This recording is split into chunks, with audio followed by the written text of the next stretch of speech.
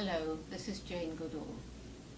21st of September 2015, the United Nations International Day of Peace dawns on a world where, for so many, the very concept of living in peace must seem unreal, like a distant dream.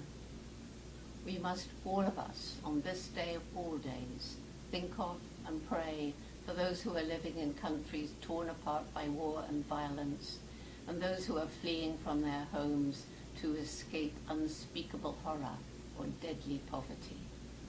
I feel such deep gratitude to all those who are not just wringing their hands over the refugee crisis, but who are actively helping, who are welcoming the weary, grieving, and desperate people, opening their homes, working to do their part with donations of food, time, or money.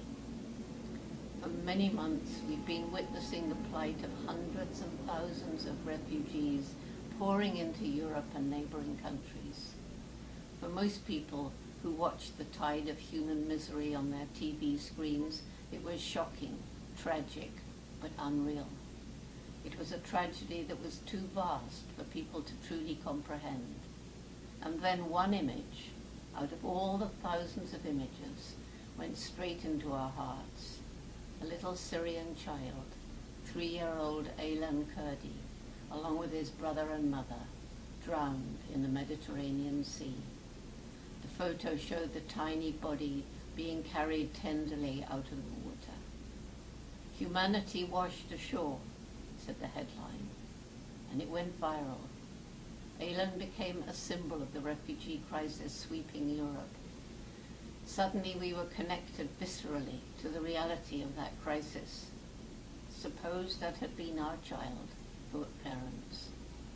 It is the stories of individuals that reach into our hearts, helping us to understand that these refugees are real people with hopes and fears, helping us to imagine what it must be like to know such desperation, such terror, such hopelessness, that we will risk our lives and the lives of our precious children in the hope of finding security and peace.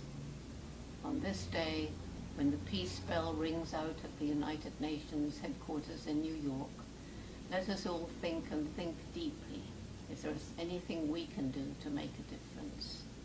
For we can no longer leave the solution of such an enormous problem to the politicians alone.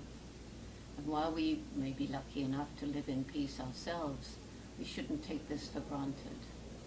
We must work to maintain peace in our lives, our communities, our nations.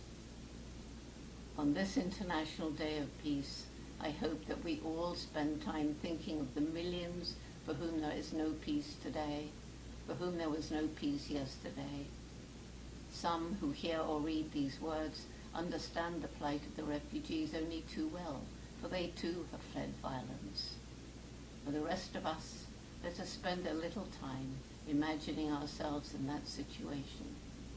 Imagine it was not little Aylan whose photo so moved you, but your own child, or some child you know, and then follow where your heart leads you.